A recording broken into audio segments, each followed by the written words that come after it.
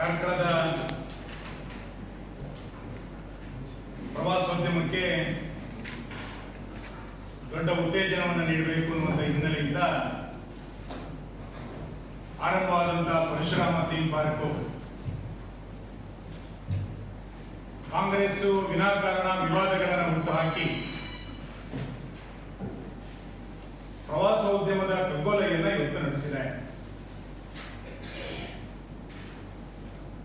ನಾನು ಆರೋಪಗಳಿಗೆ ಟೀಕೆಗಳಿಗೆ ಕಳೆದ 20 ವರ್ಷಗಳಿಂದ ಎಲ್ಲೂ ಉತ್ತರವನ್ನು ಕೊಟ್ಟಿಲ್ಲ. ಮೊದಲ ಬಾರಿಗೆ ಸುಳ್ಳಿನ ಮೆರವಣಿಗೆಗಳು ಬಹಳ ದೊಡ್ಡ ಪ್ರಮಾಣದಲ್ಲಿ ನಡೀತಾ ಇದ್ದಿದ್ರಿಂದ ಅನಿವಾರ್ಯವಾಗಿ ಇವತ್ತು ಕೆಲವು ವಿಷಯಗಳನ್ನ ನಿಮ್ಮ ಮುಂದೆ ಹಂಚಿಕೊಳ್ಬೇಕು ಅಂತ ನಾನು ಬಂದಿದ್ದೇನೆ. ದಯಮಾಡಿ ಒಂದು 2-3 ಸಂಗತಿಗಳನ್ನ ಹೇಳಲಿಕ್ಕೆ ನನಗೆ ಸಮಯದ ಅವಕಾಶವೂ ಬೇಕಾಗಿದೆ.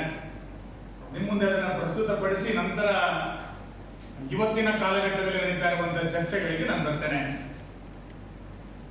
ಪರಶುರಾಮ ಥೀಮ್ ಪಾರ್ಕಿಗೆ ಸಂಬಂಧಪಟ್ಟಂತೆ ಆ ಜಾಗ ಯಾವ ರೀತಿ ಇತ್ತು ಹಿಂದೆ, ನಂತರ ಅದು ಯಾವ ರೀತಿ ಆಗಿದೆ ಅನ್ನುವಂಥದ್ದು ಸ್ಥಳೀಯವಾಗಿ ತುಂಬಾ ಜನರಿಗೆ ಗೊತ್ತಿದೆ. ದಕ್ಷಿಣ ಕನ್ನಡ ಮತ್ತು ಉಡುಪಿ ಜಿಲ್ಲೆಯ ಜನ ಹಾದು ಹೋಗುವಂತಹ ಸಂದರ್ಭದಲ್ಲಿ ಅಪಾರ ಸಂಖ್ಯೆಯಲ್ಲಿ ಪ್ರವಾಸೋದ್ಯಮವನ್ನು ಸೆಳೆಯಬೇಕು ಅಂತೇಳಿ ಆರಂಭವಾದಂತ ಯೋಜನೆ. ಮೊದಲ ಪೇಜಿನಲ್ಲಿ ನಾನು ಕೊಟ್ಟಿದ್ದೇನೆ.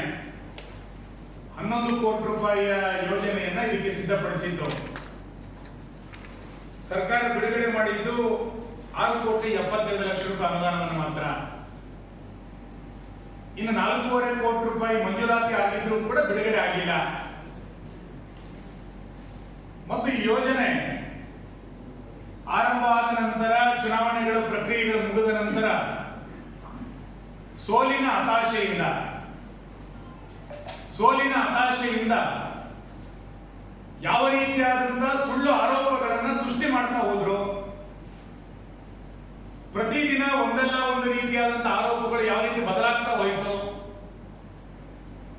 1 ವರ್ಷದ ಕೆಳಗಡೆ ಅವತ್ತು ಅವರು ಮಾಡಿದಂತ ಆರೋಪ ಇವತ್ತು ಅವರು ಅದನ್ನು ಹೇಳಕ್ಕೆ ತಯಾರಿಲ್ಲ. ಮೂಲ ಸಂಗತಿಗಳು ಪ್ರತಿನಿತ್ಯ ಬದಲಾಗ್ತಾ ಪ್ರವಾಸೋದ್ಯಮದ ಕಗ್ಗೊಲೆ ಇವತ್ತು ನಡೆದಿದೆ ಅಂತ ಹೇಳಲಿಕ್ಕೆ ನನಗೆ ಅತ್ಯಂತ ವಿಷಾದನೀಯ ಇದೆ. ಇದರ ವಿನ್ಯಾಸವನ್ನು ಬದಲಾವಣೆ ಮಾಡಬೇಕು ಅಂತೇಳಿ ಅನುಮತಿಯನ್ನು ತೆಗೆದುಕೊಂಡು ಇದರ ಪ್ರಕ್ರಿಯೆಯನ್ನು ಪ್ರಾರಂಭ ಮಾಡಿದ್ದು. ಬಹಳ ಆಶ್ಚರ್ಯ ಅಂತಂದ್ರೆ, ನನಗೆ ಗೊತ್ತಿದ್ದಂತೆ, ನಿಮಗೆ ನಮಗಿಂತ ಅನುಭವಿ ಪತ್ರಕರ್ತರು ಇಲ್ಲಿದ್ದಾರೆ, ಸರ್ಕಾರದ ಒಂದು ಯೋಜನೆ ಜಿಲ್ಲಾಡಳಿತಕ್ಕೆ ಅಥವಾ ಇಲಾಖೆಗೆ, ಸರ್ಕಾರದ ಒಂದು ಯೋಜನೆ ಜಿಲ್ಲಾಡಳಿತಕ್ಕೆ ಅಥವಾ ಇಲಾಖೆಗೆ ಹಸ್ತಾಂತರಗೊಳ್ಳಲಿಕ್ಕಿಂತ ಮುಂಚೆನೆ ತನಿಖೆಗೆ ಒಳಪಟ್ಟಂತ ಮೊದಲ ಘಟನೆ ಇದು. ಇನ್ನು ಇಡೀ ಯೋಜನೆ ಹಸ್ತಾಂತರಗೊಳ್ಳಿಲ್ಲ. ಅದು ಪ್ರವಾಸೋದ್ಯಮಕ್ಕೂ ಬಿಟ್ಟುಕೊಟ್ಟಿಲ್ಲ, ಜಿಲ್ಲಾಡಳಿತಕ್ಕೂ ಕೂಡ ಬಿಟ್ಟುಕೊಟ್ಟಿಲ್ಲ. ನಿರ್ಮಿತಿ ಕೇಂದ್ರ ಈ ಕಾರ್ಯಚಟುವಟಿಕೆಯನ್ನು ಮಾಡ್ತಾ ಇದೆ. ಆ ಚಟುವಟಿಕೆ ನಡೀತಾ ಇರೋ ಹಸ್ತಾಂತರಗೊಳ್ಳಿಕ್ಕಿಂತ ಮುಂಚೆನೆ ಆರೋಪ ಪ್ರತ್ಯಾರೋಪಗಳು ಬಂದು ತನಿಖೆಗಳು ಒಳಪಡುತ್ತೆ. ಕಳೆದ ನನಗೆ ನೆನಪಿದ್ದಂತೆ ಸೆಪ್ಟೆಂಬರ್ ತಿಂಗಳಿನಲ್ಲಿ 23 ಸೆಪ್ಟೆಂಬರ್ನಲ್ಲಿ ನಾನು 5 ವಿಷಯಗಳನ್ನು ಸ್ಪಷ್ಟ ಮಾಡಿದ್ದೆ. ಇವತ್ತು ಕೂಡ 5 ವಿಷಯಗಳಿಗೆ ನಾನು ಬದ್ಧನಾಗಿದ್ದೇನೆ. ಮೊದಲನೇದು, ಗುಣಮಟ್ಟದಲ್ಲಿ ವ್ಯತ್ಯಾಸ ಆಗಿದ್ರೆ ತನಿಖೆ ಆಗಲಿ ಅಂತ ನಾನು ಅವತ್ತು ಹೇಳಿದ್ದೆ, ಇವತ್ತು ಅದಕ್ಕೆ ಬದ್ಧನೆ. ಎರಡನೇದು, ಬಾಕಿ ಇರುವಂತಹ ಹಣ ಬಿಡುಗಡೆ ಆಗಲಿ ಅಂತ ಹೇಳಿತ್ತು. ಮೂರನೇದು, ಬೇಗ ಪ್ರವಾಸೋದ್ಯಮಕ್ಕೆ ತೆರವುಗೊಳ್ಳಬೇಕು ಅಂತ ಹೇಳಿತ್ತು. ನಾಲ್ಕನೇದು, ಕಾಮಗಾರಿಯನ್ನು ತಕ್ಷಣ ಪ್ರಾರಂಭ ಮಾಡಿ ಅಂತ ಹೇಳಿದ್ವಿ. ಐದನೇದು, ಪ್ರವಾಸೋದ್ಯಮದ ಬಗ್ಗೆ, ಪಾರ್ಕಿನ ಬಗ್ಗೆ ಯಾರು ಅಪಪ್ರಚಾರಗಳನ್ನು ಮಾಡ್ತಾ ಇದ್ದಾರೆ ಅವರ ಮೇಲೆ ಕ್ರಮ ಕೈಗೊಳ್ಳಿ ಅಂತೇಳಿ 2023 ಅಕ್ಟೋಬರ್ನಲ್ಲಿ ನಾನು ಹೇಳಿದ್ದೆ. ಅವತ್ತಿನಿಂದ ಇದೇ ವಿಷಯವನ್ನು ಪದೇ ಉಲ್ಲೇಖ ಮಾಡ್ತಾನೆ ಇದ್ದೀವಿ. ಆದ್ರೆ ಯಾವ ವಿಷಯವನ್ನು ಕೂಡ ಕಾಂಗ್ರೆಸ್ ಆಗಲಿ, ಜಿಲ್ಲಾಡಳಿತ ಆಗಲಿ, ಸರ್ಕಾರ ಆಗಲಿ ಮಾತಾಡ್ತಾ ಇಲ್ಲ. ಹಣ ಬಿಡುಗಡೆ ಮಾಡಲಿಲ್ಲ, ಕಾಮಗಾರಿಯನ್ನು ಪ್ರಾರಂಭ ಮಾಡಲಿಲ್ಲ, ಪ್ರವಾಸೋದ್ಯಮಕ್ಕೆ ಅದು ತೆರವುಗೊಳ್ಳಿಲ್ಲ. ಅಪಪ್ರಚಾರಗಳು ನಿರಂತರವಾಗಿ ಸೋಷಿಯಲ್ ಮೀಡಿಯಾಗಳಲ್ಲಿ, ಪತ್ರಿಕಾಗೋಷ್ಠಿಗಳಲ್ಲಿ ಅವ್ರು ಮಾಡ್ತಾನೆ ಬಂದಿದ್ದಾರೆ. ನನಗೆ ಬಹಳ ಆಶ್ಚರ್ಯ ಆಗಿದ್ದು, ನಾನು ಅದನ್ನು ಬೇರೆ ಕಡೆಗಳಲ್ಲಿ ಪ್ರಸ್ತಾಪ ಮಾಡಿದ್ದೇನೆ.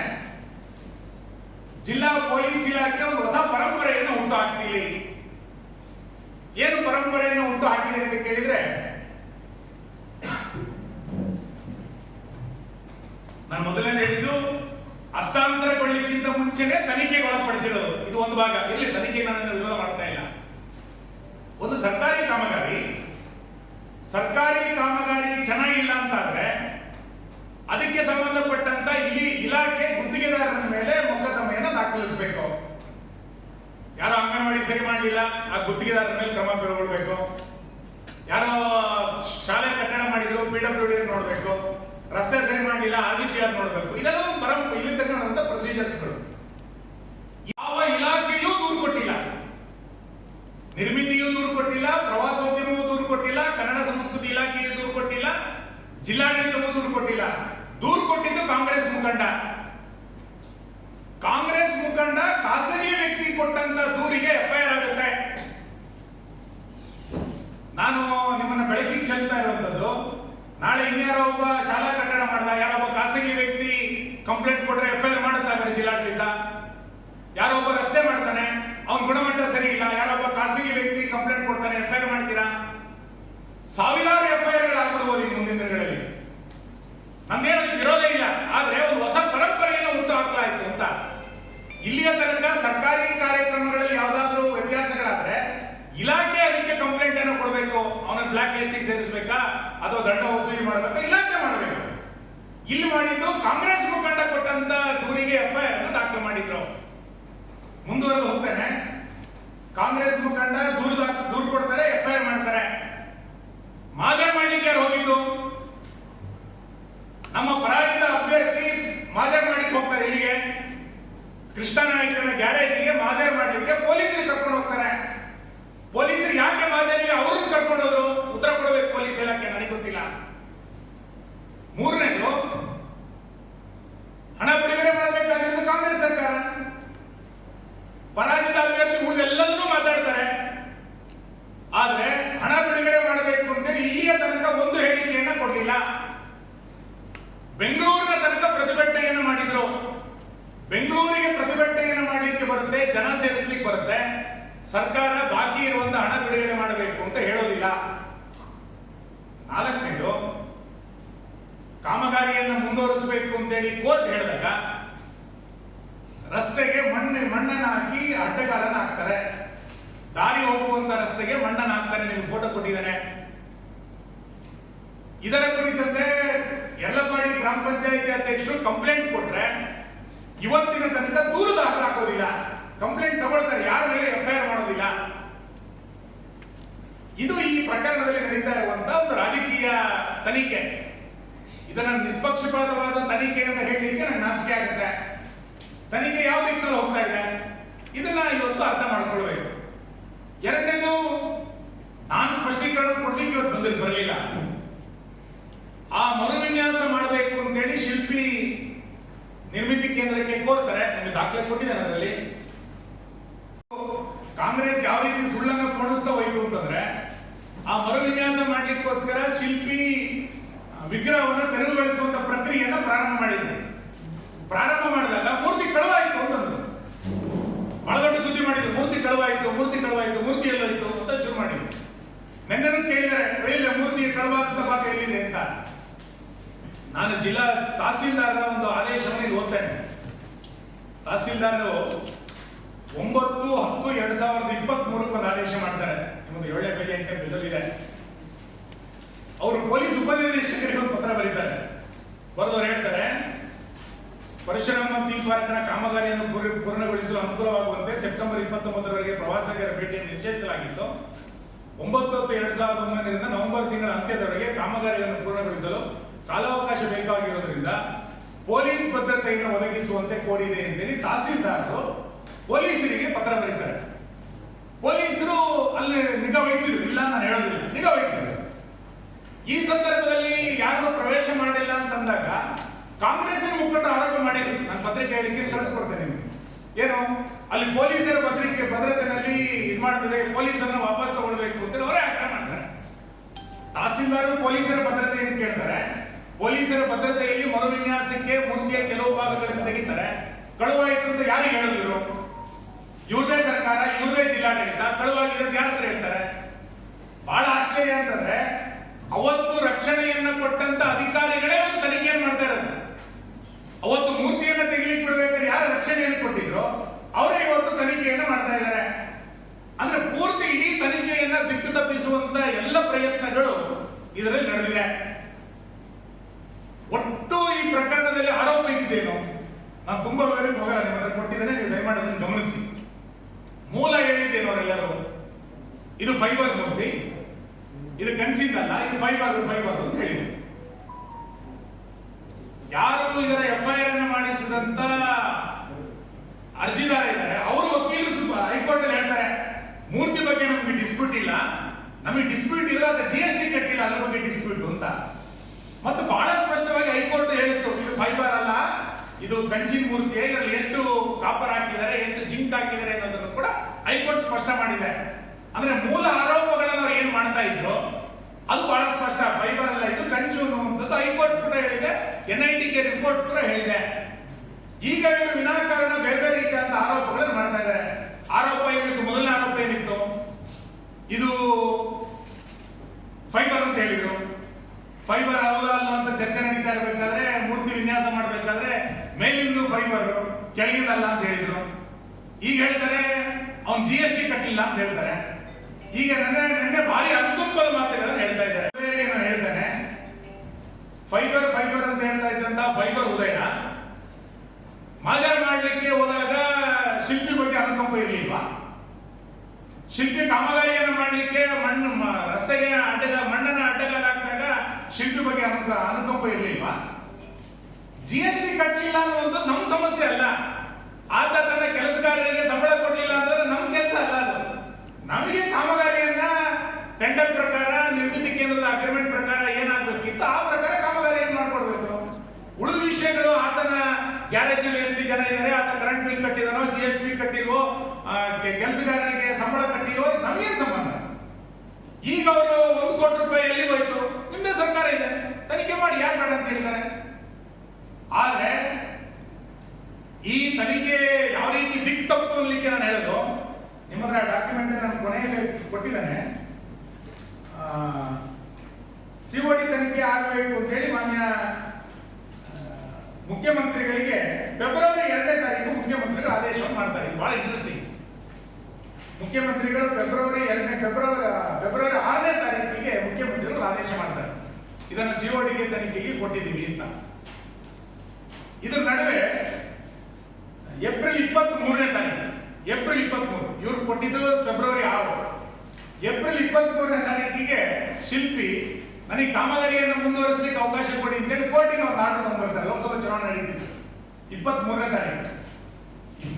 23ನೇ ತಾರೀಕು ಆರ್ಡರ್ ತಗೊಂಡ್ಬರ್ತಾರೆ. 2ನೇ ತಾರೀಕು ರಾತ್ರಿ ರಸ್ತೆಗೆ ಮಣ್ಣು ಹಾಕ್ತಾರೆ. ಮೇ 5ಕ್ಕೆ COD ತನಿಖೆಗೆ ಹಾಜರಾಗುತ್ತೆ. ಫೆಬ್ರವರಿ 6ಕ್ಕೆ CM ಟಿಪ್ಪಣಿ ಬರೆಯೋದು, ಕೋರ್ಟಿನ ಆದೇಶ ನಡುವೆ ಬರುತ್ತೆ. ಕಾಮಗಾರಿಗೆ ಶಿಲ್ಪಿ ಬರ್ತಾನೆ, ಶಿಲ್ಪಿ ಕಾಮಗಾರಿ ಮಾಡಬಾರ್ದು ಅಂತೇಳಿ ರಸ್ತೆಗೆ ಮಣ್ಣು ಹಾಕ್ತಾರೆ. 4 ತಿಂಗಳ ನಂತರ COD ತನಿಖೆಗೆ ಟಿಪ್ಪಣಿ ಆದೇಶ ಆಗುತ್ತೆ. ಯಾಕೆ ಫೆಬ್ರವರಿ ಆದೇಶ ಮಾಡಿದ, ಅವಾಗಲೇ ಆದೇಶ ಮಾಡಿ ತನಿಖೆ ಮುಗಿಸ್ಬೋದಿತ್ತಲ್ಲ?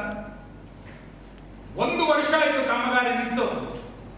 ಕಳೆದ ನವೆಂಬರ್ನಿಂದ ಈ ನವೆಂಬರ್ ತನಕ 1 ವರ್ಷ ಆಯ್ತು ಕಾಮಗಾರಿ ನಿಂತು. ಈ ಪ್ರವಾಸೋದ್ಯಮ ಇವತ್ತು ಕಗ್ಗೊಲೆ ಆಗಿದ್ದಕ್ಕೆ ಯಾರು ಕ್ಷಮೆ ಕೇಳಬೇಕು? ಸಾವಿರಾರು ಜನ ಧರ್ಮಸ್ಥಳ ಉಡುಪಿಗೆ ಬರುವಂತ ಪ್ರವಾಸಿಗರಲ್ಲಿ ಬರ್ತಾ ಇದ್ರು. ಇಷ್ಟು ಪ್ರವಾಸೋದ್ಯಮ ನಷ್ಟ ಆಯ್ತಲ್ಲ, ಯಾರು ಇದಕ್ಕೆ ಹೊಣೆ? ತನಿಖೆಯ ನೆಪದಲ್ಲಿ 1 ವರ್ಷ ಕಾಲಹರಣ ಮಾಡಿದ್ರಿ, ಹಣ ಬಿಡುಗಡೆ ಮಾಡಲಿಲ್ಲ, ಕಾಮಗಾರಿಯನ್ನು ಹಸ್ತಾಂತರಗೊಳಿಸಲಿಲ್ಲ. ವಿನಾಕಾರಣ ದಿನಕ್ಕೊಂದೊಂದು ಕಥೆಗಳನ್ನ, ಫಸ್ಟ್ ಫೈಬರ್ ಅಂತ ಹೇಳಿದ್ರಿ, ಆಮೇಲೆ ಮೇಲ್ಭಾಗ ಮಾತ್ರ ಅಂತ ಹೇಳಿದ್ರಿ, ಕೆಳಭಾಗ ಸರಿ ಇದೆ ಅಂತ ಹೇಳಿದ್ರಿ, ಗೋಮಾಳ ಅಂತ ಹೇಳಿದ್ರಿ, ಅವನು GST ಕಟ್ಟಿಲ್ಲ ಅಂತ ಹೇಳಿದ್ರಿ, ಶಿಲ್ಪಿ ಸರಿ ಇಲ್ಲ ಅಂತ ಹೇಳಿದ್ರಿ, ಶಿಲ್ಪಿ ಚೇಂಜ್ ಆಗಬೇಕು ಅಂತ ಹೇಳಿದ್ರಿ. ಈಗ ಶಿಲ್ಪಿ ಬಗ್ಗೆ ಅನುಕಂಪ ತೋರಿಸ್ತೀರಿ. ನಿಮ್ಮ ಆರೋಪ ಏನಿದೆ ಅಂತ ಈಗ ಇವತ್ತು ಹೇಳ್ತಾ ಇದ್ರಿ. ಶಿಲ್ಪಿಯ ಬಹಳ ಸರಿ ಅವನು ಪಾಪದವನು, ಈಗ ಶಾಸಕರ ಮೇಲೆ ಕ್ರಮ ತಗೊಳ್ಳಿ ಅಂತ ಹೇಳ್ತಾ ಇದ್ರಿ. ನಂತರ ಬಹಳ ಸ್ಪಷ್ಟ ಮಾಡ್ತಾನೆ, ಯಾವುದೇ ತನಿಖೆಗಳನ್ನು ಮಾಡಿ ಅನ್ನೋದು ನಾನು ಅವತ್ತು ಹೇಳಿದ್ದೇನೆ, ಇವತ್ತಲ್ಲ ಅವತ್ತು ಹೇಳಿದ್ದೇನೆ ಅಂತ. ನಮ್ಮ 5 ಡಿಮ್ಯಾಂಡ್ಗಳಲ್ಲಿ ಯಾವತ್ತೂ ಕೂಡ ವ್ಯತ್ಯಾಸ ಇಲ್ಲ. ಆದ್ರೆ ಕಳೆದ ವಾರ ನಿರ್ಮಿತಿ ಕೇಂದ್ರದ ಅಧಿಕಾರಿಗಳನ್ನ ಕರೆದವರು ಎನ್ಕ್ವೈರಿ ಮಾಡಿದ್ದು, ಗ್ಯಾರೇಜ್ ಮಾಲೀಕರನ್ನ ಕರೆದು ಎನ್ಕ್ವೈರಿ ಮಾಡಿದ್ದು, ಆಮೇಲೆ ಯಾರು ಲಾರಿಯಲ್ಲಿ ಸಾಗಿಸಿದ್ರು ಆ ಲಾರಿ ಡ್ರೈವರ್ಗಳನ್ನ ಎನ್ಕ್ವೈರಿ ಮಾಡಿದ್ದು. ಈ ಎಲ್ಲ ಪ್ರಶ್ನಾವಳಿಗಳನ್ನ ನಾಳೆ ನಾನು ಬಿಡುಗಡೆ ಮಾಡ್ತೇನೆ. ಪ್ರಶ್ನಾವಳಿಗಳು ತನಿಖೆಗೆ ಪೂರಕ ಆಗಿರಬೇಕು. ಕಾಂಗ್ರೆಸ್ ಕೇಳಿದಂತೆ ಪ್ರಶ್ನಾವಳಿಗಳು ಕೇಳೋದಲ್ಲ. ಇವತ್ತಿನ ತನಿಖೆಯ ಪ್ರಶ್ನಾವಳಿಗಳನ್ನ ಕಾಂಗ್ರೆಸ್ ಕಚೇರಿಯಲ್ಲಿ ಸಿದ್ಧ ಮಾಡಿದ್ದಾರೆ. ಪೊಲೀಸ್ ತನ್ನ ಅನುಕೂಲಕ್ಕೆ ತಕ್ಕಂತೆ ತನಿಖೆಗಳನ್ನು ಮಾಡ್ತಾ ಇಲ್ಲ. ಹೇಳ್ತಾನೆ ಅಧಿಕಾರಿಗಳು ಯಾವ ಪ್ರಶ್ನೆಗಳನ್ನು ಕೇಳಿದ್ದಾರೆ, ಆನ್ ದಿ ರೆಕಾರ್ಡ್ ಏನು ಕೇಳಿದ್ದಾರೆ, ಆಫ್ ದಿ ರೆಕಾರ್ಡ್ ಏನು ಕೇಳಿದ್ದಾರೆ, ಗ್ಯಾರೇಜಿನಲ್ಲಿರುವಂತಹ ಕೆಲಸಗಾರರಿಗೆ ಏನೇನು ಪ್ರಶ್ನೆ ಕೇಳಿದ್ದಾರೆ, ಈಗ ಶಿಲ್ಪಿಗೆ ಏನೇನು ಪ್ರಶ್ನೆ ಕೇಳ್ತಾರೆ ಗೊತ್ತಾಗತ್ತೆ ನಾಳೆ ನಾಡಿನಲ್ಲಿ. ನಂಗೆ ಬಹಳ ಈ ತನಿಖೆ ಮಾಡದಿರುವಂತೆ ಬಹಳ ಆಶ್ಚರ್ಯ ಆಗಿದ್ದು, ಮೊನ್ನೆ ಅಜಯಕಾರ್ನಲ್ಲಿ ಸ್ಲೋ ಪಾಯ್ಸನ್ ನಲ್ಲಿ ಮರ್ಡರ್ ಆಯ್ತು. ಬಹುಶಃ ನಿಮಗೆ ಗೊತ್ತಿರ್ಬೋದು. ಆ ಕೊಲೆ ಆರೋಪಿಯನ್ನು 3 ದಿನ ಕಸ್ಟಡಿ ತಗೊಂಡು, ಪೊಲೀಸ್ ಕಸ್ಟಡಿ, ಕೊಲೆ ಆರೋಪಿಯನ್ನು. ಒಬ್ಬ ಅಮಾಯಕ ಶಿಲ್ಪಿಯನ್ನು 7 ದಿನ ಕಸ್ಟಡಿ ತಗೊಳ್ತಾ ಇದ್ದಾರೆ. 1 ವರ್ಷದಿಂದ ಇದು ಫೈಬರ್ ಕಂಚು ಅಂತ ಹೇಳಲಿಕ್ಕೆ ಇಲಾಖೆಗೆ ಆಗಲ್ಲ ಅಂದ್ರೆ ಇಲಾಖೆ ಬಗ್ಗೆ ಏನ್ ಹೇಳ್ಬೇಕು ನಾನು? 7 ದಿನ ಕಸ್ಟಡಿ ತಗೊಂಡು ಅವನನ್ನ ಏನ್ ಮಾಡಿಸಿ ಕೊಟ್ಟಿದ್ರಿ? 2.25 ಕೋಟಿ ರೂಪಾಯಿಯ ಮೂರ್ತಿಗೆ 1.25 ಕೋಟಿ ರೂಪಾಯಿ ಬಿಡುಗಡೆ ಆಗಿತ್ತು, ಇನ್ನು ಉಳಿದ ಬಿಡುಗಡೆ ಮಾಡಲಿಲ್ಲ. ಆ ಹಣ ಬಿಡುಗಡೆ ಮಾಡಿ ಅಂತ ಹೇಳ್ತಾ ಇದ್ದಾರೆ. ಅದಕ್ಕೆ ತಯಾರಿಲ್ಲ ನೀವು. ಈಗ ನೀವು ಉಳಿದೆಲ್ಲ ವಿಷಯಗಳನ್ನ ಹೇಳಲಿಕ್ಕೆ ಶುರು ಮಾಡಿದ್ರಿ. ಮನೆಯಲ್ಲಿ ಕೂರ್ಬೇಕು, ಅದರ ವಿಧಾನಸೌಧದಲ್ಲಿ ಕೂರ್ಬೇಕು. ಯಾರು ಮನೆಯಲ್ಲಿ ಕೂರ್ಬೇಕು, ಯಾರು ವಿಧಾನಸೌಧದಲ್ಲಿ ಕೂರ್ಬೇಕು ಅಂತ ಜನ ತೀರ್ಮಾನ ಮಾಡ್ತಾರೆ. ನೀವು ತೀರ್ಮಾನ ಮಾಡೋದಲ್ಲ ಅದು. ನಾನು ವಿಧಾನಸೌಧದಲ್ಲಿ ಇರಬೇಕು ಅಂತ ಜನ ತೀರ್ಮಾನ ಮಾಡಿದರೆ ನಾನು ವಿಧಾನಸೌಧದಲ್ಲಿ ಕೂತಿದ್ದಾರೆ. ನೀವು ಮನೆಯಲ್ಲಿ ಕೂರ್ಬೇಕು ಅಂತ ಹೇಳಿ ಜನ ತೀರ್ಮಾನ ಮಾಡಿದ್ರೆ 5 ನಿಮಿಷ ಮನೆಯಲ್ಲಿ ಕೂತ್ಕೊಳ್ಳಿ. ಜೀವಂತವಾಗಿದ್ದಾಗಲೇ ಶವಯಾತ್ರೆಯನ್ನ ವೀರಪ್ಪಯ್ಯರ, ಗೋಪಾಲ್ ಭಂಡಾರಿಯವರ ಶವಯಾತ್ರೆಯನ್ನು ಮಾಡಿದಂತ ಮಾನಸಿಕತೆಯೇ ಇವತ್ತು ಶಿಲ್ಪಿಯ ಅನ್ನಕ್ಕೆ ಕಲ್ಲಾಕಿರೋದು. ಆ ಮಾನಸಿಕತೆ ಬದಲಾಗಲಿಲ್ಲ. ಅವತ್ತು ಜೀವಂತ ಶವಯಾತ್ರೆ ಏನ್ ಮಾಡಿದಂತಾರೆ, ಇವತ್ತು ಈ ಅಮಾಯಕ ಶಿಲ್ಪಿಯ ತಟ್ಟೆ ಕಲ್ಲಾಕಿದ್ದಾರೆ. ಆ ಶಿಲ್ಪಿ ಏನ್ ಮಾಡಿದ್ದಾರೆ? ನೀವು ಏನಾರ ಮೇಲೆ ಆರೋಪ ಮಾಡಬಹುದಿತ್ತು. ಇವತ್ತು ಅದನ್ನು ಮಾಡಲಿಲ್ಲ, ಸುತ್ತು ಬಳಸಿ ಏನೇನೋ ಮಾಡಿ ತನಿಖೆನಲ್ಲಿ ಯಾರಾದೋ ಹೆಸರನ್ನ ಹೇಳಬೇಕು ಅಂತೇಳಿ ಪೊಲೀಸ್ ಇಲಾಖೆಯ ಮೇಲೆ ಒತ್ತಡವನ್ನು ಹಾಕುವಂತ ಪ್ರಯತ್ನಗಳು ನೀವು ಮಾಡ್ತಾ ಇದ್ದೀರಿ. ದೂರುದಾರರು ಕಾಂಗ್ರೆಸ್, ಮಾಜರ್ ಮಾಡಿದ್ದು ಕಾಂಗ್ರೆಸ್, ರಸ್ತೆಗೆ ಮಣ್ಣಾಕಿದ್ದು ಕಾಂಗ್ರೆಸ್, ಹಣ ಬಿಡುಗಡೆ ಮಾಡಲಿಲ್ಲ ಕಾಂಗ್ರೆಸ್, ತನಿಖೆಗೆ ಪ್ರಶ್ನಾವಳಿಗಳನ್ನು ತಯಾರು ಮಾಡ್ತಾ ಇರುವಂತದ್ದು ಕಾಂಗ್ರೆಸ್. ಒಟ್ಟಾರೆ ಇದರ ಉದ್ದೇಶ ಏನು ಅಂತ ಕೇಳಿದ್ರೆ, ಕಾರ್ಕಳದ ಪ್ರವಾಸೋದ್ಯಮ ಆಗಬಾರ್ದು, ಕಾರ್ಕಳದ ವಿಕಾಸ ಆಗಬಾರ್ದು ಅನ್ನುವಂಥದ್ದು ಇವತ್ತು ಇದರ ಪ್ರಯತ್ನವೇ ಬಿಟ್ರೆ ಬೇರೆ ಏನಿಲ್ಲ ಅಂತ ನನಗೆ ಅನ್ಸುತ್ತೆ. ಏನು ಅಂತ ಗೊತ್ತಿಲ್ಲದೆ ಇರುವವರು ಮೂರ್ಖರಿಗೆ ಇದೊಂದು ಸೈಂಟಿಫಿಕ್ ಏನ್ ಕರೀತಾರೆ? ಥೀಮ್ ಪಾರ್ಕ್ ಪೂಜಾ ಕೇಂದ್ರ ಅಲ್ಲ. ಕೊಟ್ಟಿಗೆರೆಯ ಥೀಮ್ ಪಾರ್ಕ್ ಪೂಜಾ ಕೇಂದ್ರನ? Theme park is a tourism place. ಅಲ್ಲಿ ಪೂಜೆ ಮಾಡಂಗಿಲ್ಲ, ತೆಂಗಿನಕಾಯಿ ಬೆಳೆಯಂಗಿಲ್ಲ ಅಂತ ಹೇಳಿದೀವಿ. ಥೀಮ್ ಪಾರ್ಕಿನ ಉದ್ದೇಶನೇ ಗೊತ್ತಿಲ್ಲಲ್ಲ. ಇದೇನೋ ಧಾರ್ಮಿಕತೆ ಅಂತ ಹೇಳಿದ್ರೆ ಎಷ್ಟು ಧಾರ್ಮಿಕತೆಯ ಬಗ್ಗೆ ಇವರೆಲ್ಲ ಚರ್ಚೆ ಮಾಡಿದ್ದಾರೆ. ದೇವಸ್ಥಾನಗಳನ್ನು ಒಗ್ಗೂಡಿಗೆ ಸೇರಿಸಬೇಕಾದ್ರೆ ಒಂದು ಶಬ್ದ ಮಾತಾಡ್ತೀರಾ ಧಾರ್ಮಿಕತೆ ಬಗ್ಗೆ ಮಾತಾಡೋರು? ನಾನು ಅದಕ್ಕೆ ಯಾವುದನ್ನು ಕೂಡ ನಾವು ಮೊದಲು ಹೇಳಿಲ್ಲ. 1 ದಿನ 2 ದಿನ ವಿವಾದ ಮಾಡ್ತಾರೆ ಅಂತ ಬಿಟ್ಬಿಟ್ವಿ. ಇದು ದಿನನಿತ್ಯ ಆರೋಪ. ಇವತ್ತಾಗ ಫೈಬರ್ ಅನ್ನೋದು ಕಂಚು ಅಂತ ಒಪ್ಕೋತಾರ. ಅವರು ವಕೀಲರು ಹೇಳಿದ್ದಾರೆ, ಜಸ್ಟಿಸ್ ನಾಗಪ್ರಸನ್ನ ಕ್ಲಿಯರ್ ಮಾಡಿದ್ದಾರೆ. ಎಸ್, ಇದು ಕಂಚಲಾಗಿದೆ, ಇಷ್ಟು ಜಿಂಕ್ ಮಾಡಿದ್ದಾರೆ, ಇಷ್ಟು ಕಾಪರ್ ಮಾಡಿದ್ದಾರೆ, ಆರ್ಡರ್ ಇದೆ, ಒಪ್ಕೊಳ್ಳಿ. ಮೂಲವಿರೋದು ಅದನ್ನೆಲ್ಲ. ಕೃಷ್ಣನಾಯಕ GST ಕಟ್ಟಿಲ್ಲ ಅಂತಂದ್ರೆ GST ಪೆನಾಲ್ಟಿ ಹಾಕ್ತಾರೆ. ಕೃಷ್ಣನಾಯಕ ಯಾರಿಗೂ ಸಂಬಳ ಕೊಟ್ಟಿಲ್ಲ, ಕರೆಂಟ್ ಬಿಲ್ ಕಟ್ಟಿಲ್ಲ ಅಂತ ಇಲ್ಲಿ ಚರ್ಚೆ ಮಾಡ್ತಾರೆ.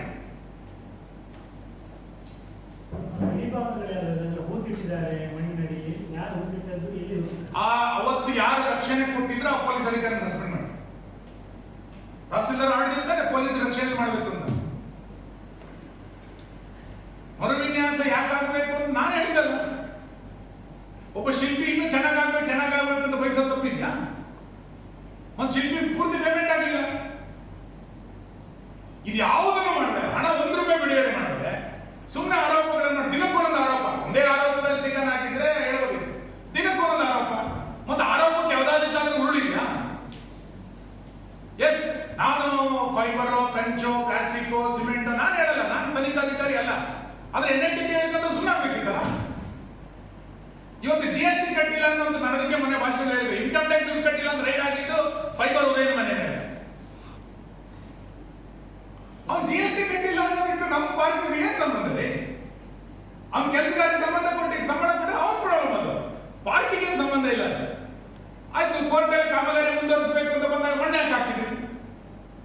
ಫೋಟೋ ಎಷ್ಟು ಚೆನ್ನಾಗಿ ಕಾಣುತ್ತೆ, ಮಣ್ಣು ಯಾಕೆ ಹಾಕಿದ್ರಿ?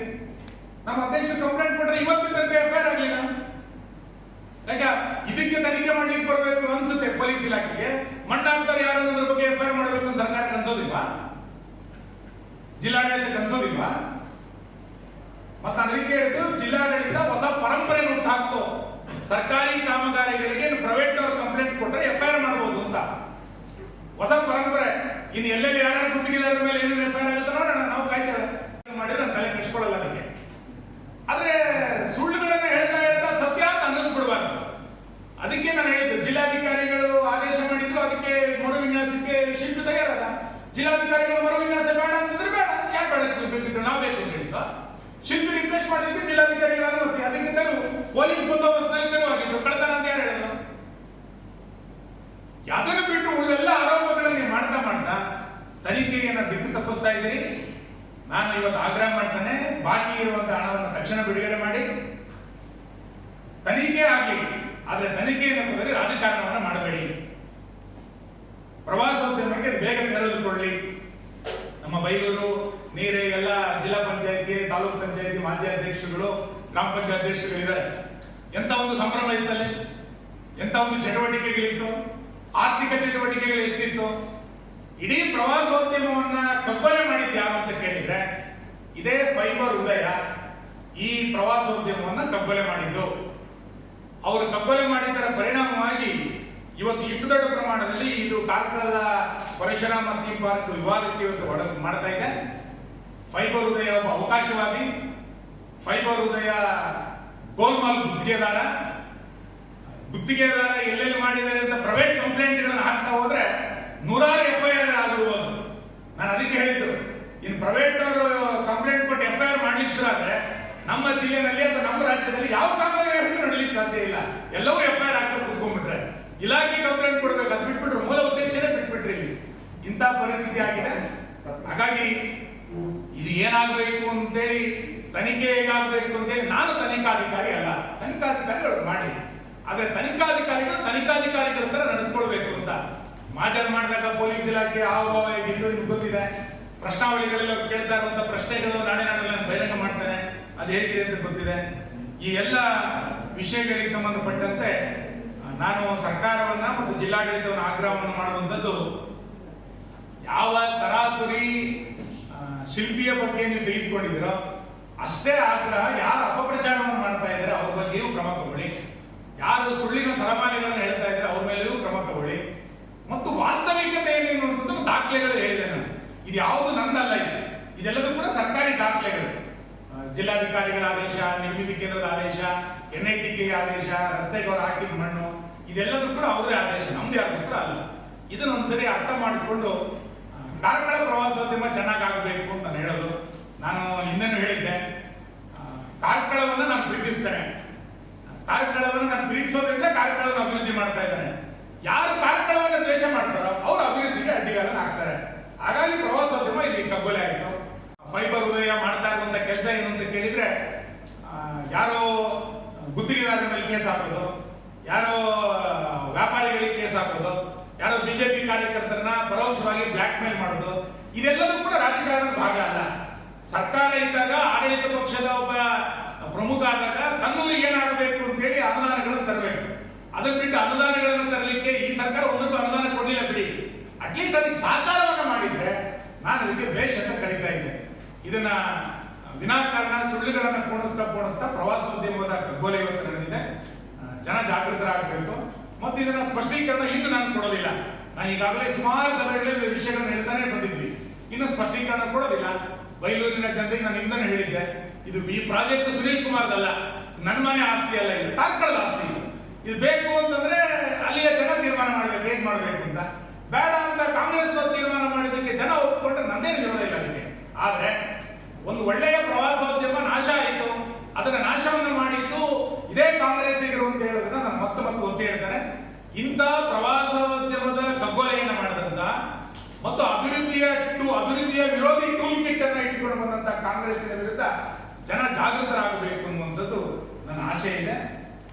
ಈ ಹೊಸ ಪರಂಪರೆಯನ್ನು ಹುಟ್ಟು ಹಾಕಿದಂತ ಜಿಲ್ಲಾ ಪೊಲೀಸ್ ಇಲಾಖೆ ಇನ್ನು ಯಾವ ಕಂಪ್ಲೇಂಟ್ಗಳಿಗೆ ಬಂದಾಗ ಹೆಂಗೆ FIR ಗಳನ್ನು ಮಾಡುತ್ತಾ ನೋಡೋಣ. ಒಬ್ಬ ಮರ್ಡರ್ ಮಾಡಿದ ಒಬ್ಬ ಅಮಾಯಕ ಶಿಲ್ಪಿ 7 ದಿನ ಕಸ್ಟಡಿ ತಗೊಳ್ತಾರೆ ಅಂತಂದ್ರೆ ತನಿಖೆ ಹೆಂಗ್ ಹೋಗ್ತಾ ಇದೆ ಅನ್ನೋದನ್ನ ಇದರಲ್ಲೇ ಬಹಳ ಸ್ಪಷ್ಟ ಆಗಿರುತ್ತೆ. ಬೇರೆ ಇನ್ನೇನು ಹೇಳಬೇಕಾದಂತ ಅಗತ್ಯತೆಗಳಿಲ್ಲ. ಆದ್ರೆ ತನಿಖೆ ಚೆನ್ನಾಗಿ ನಡೀಲಿ, ವಾದ ವಿವಾದಗಳು ನಡಿಬೇಕು, ನ್ಯಾಯಾಲಯ ಒಳ್ಳೆ ತೀರ್ಪು ಕೊಡುತ್ತೆ, ಸತ್ಯ ಬಂದೇ ಬರ್ತದೆ, ಸತ್ಯ ಲೇಟ್ ಆಗ್ಬೋದು, ಸತ್ಯ ಹೊರಗೆ ಬಂದೇ ಬರುತ್ತೆ ಅನ್ನೋದಿದೆ. ಮೂಲ ವಾದವನ್ನ ಏನ್ ಹೇಳ್ತಾ ಇದ್ದೀವಿ ಫೈಬರ್ ಅಂತ, ಇದರಲ್ಲಿ ಸೋಲಾಗಿದೆ ಅನ್ನುವಂಥದ್ದು ಸ್ಪಷ್ಟ. ನ್ಯಾಯಾಲಯ ಹೇಳಿದೆ, ಅವ್ರ ಲಾಯರು ಕೂಡ ಹೇಳಿದ್ದಾರೆ, ಮತ್ತೆ NITK ರಿಪೋರ್ಟ್ ಕೂಡ ಇನ್ನು ಬಹಳ ಸ್ಪಷ್ಟ ಮಾಡಿದೆ. ಇದನ್ನ ಇವತ್ತಿನ ಮುಂದೆ ಹಂಚಿಕೊಳ್ಬೇಕು ಅಂತಿದೆ. ಇನ್ನು ಮುಂದಾದರೂ ಕೂಡ ಫೈಬರ್ ಉದಯ ಕಾರ್ಕಳದ ಅಭಿವೃದ್ಧಿಗೆ ಸಹಕಾರವನ್ನ ಮಾಡಲಿ ಅಂತೇಳಿ ನಾನು ಆಗ್ರಹವನ್ನು